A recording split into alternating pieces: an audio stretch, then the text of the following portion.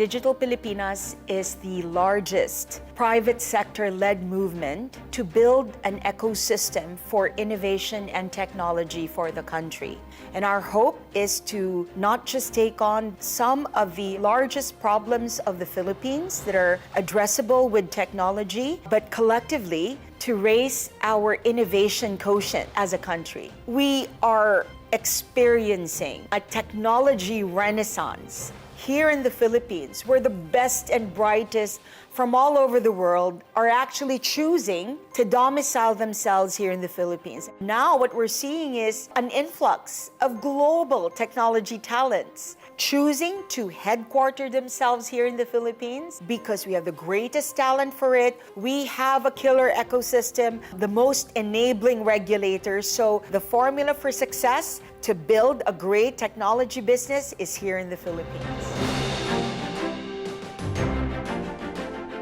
Digital Pilipinas, as a movement, represents the most expansive, industry-driven effort to bring together the champions of emerging technologies with the business leaders who are committed to transforming the landscape. It is our honor and privilege to once again co-convene Digital Pilipinas. Let the world feel the excitement as our nation becomes a center for innovation. This year, we have 4 priority areas. Number 1 is MSME, digitalization, and e-commerce. The ultimate objective is to be able to trade in trust and in confidence outside of your traditional borders. All of the technological advancements that we're experiencing right now is really intended to create more cross-border cooperation. Digital Pilipinas is the channel partner of Proxtera, the global procurement arm of the MAS that is intended to create a safe space for entrepreneurs from all over the world to be able to trade in security and in trust.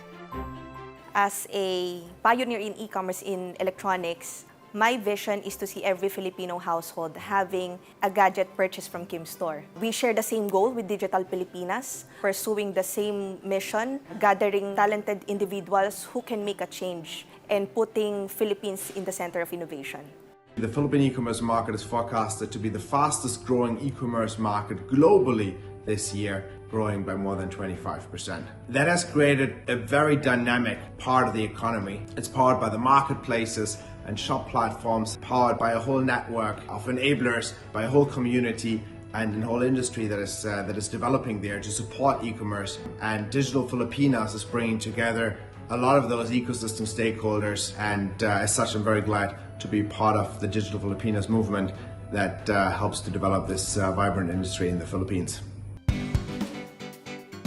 The second work stream that we're championing in Digital Pilipinas is the creation of an API-led economy. We're looking at launching an API marketplace that would allow for continuous innovation and continued connection between businesses and organizations here in the Philippines.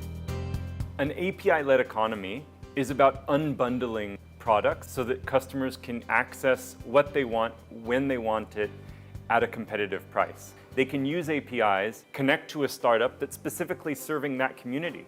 And that's the power of the API-led economy. It allows the product and the providers and the users who are receiving and benefiting from that product to connect in ways they couldn't before.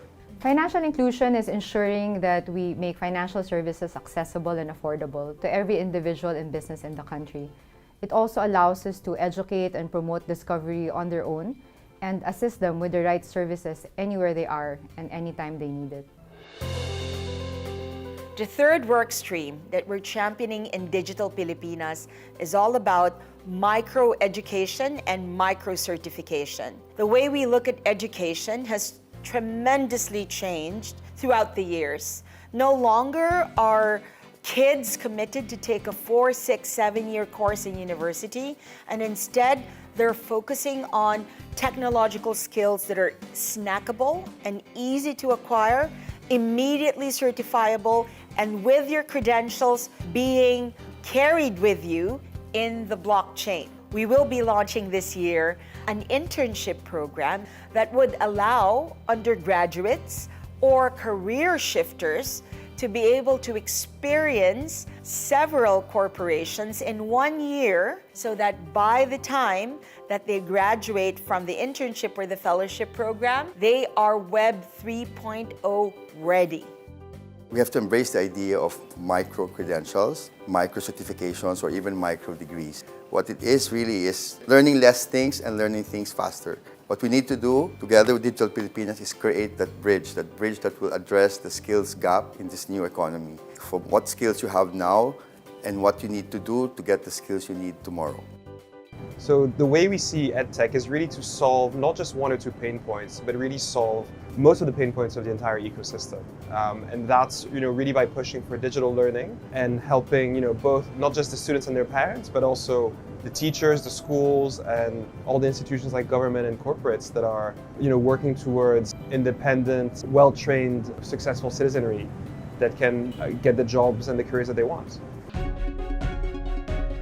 And last but not the least is, of course, Fintech, which is the fuel that fires all of these industries. We look at Fintech not so much as a vertical, but rather a horizontal that powers various industries. During the pandemic, everyone talked about the dramatic increase in digitalization and also in digital transformation. A lot of what precipitated that was actually the movement of money. And the movement of money in those various verticals was brought about by Fintech. In our case, we will ensure that Fintech will continue to not just energize, but revitalize legacy industries for the country. To have also a basis by which, I used the word laymanize earlier, but by which we can laymanize application of technology and understand the fact that we can only do so much relative to educating or telling or basically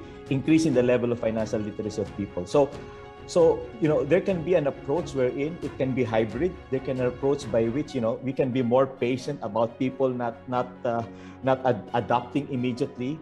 What Fintech did is they proved that the minimum digital hygiene of 24/7 accessibility, Six Sigma reliability, real-time transactions, safe and secure was very possible. The use of mobiles and other devices allowed those services to be self-service in many ways. So that basically increased the accessibility of financial services to a broader set of the population. We recognize that not one company can make finance for all happen. We believe in the power of collaboration and how it could speed up inclusion.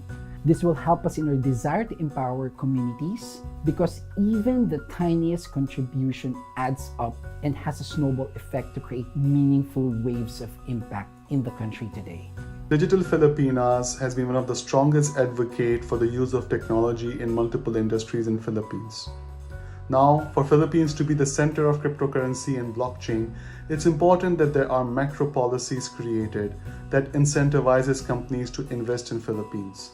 Secondly, the understanding of blockchain ecosystem and cryptocurrencies is included in the education syllabus. And last but not the least, the research and development around this technology is incentivized. The right timing, the right ingredients are all in place. We can truly start the beginning of our road to a digital Pilipinas. Let's all build a cyber-secure digital Pilipinas. Together, let's build a digital Pilipinas through open finance. Through e-commerce. Through EdTech. Through Fintech, Mabuhay ang Digital Pilipinas. Mabuhay! Mabuhay. mabuhay! Mabuhay! Let's build a digital Pilipinas together.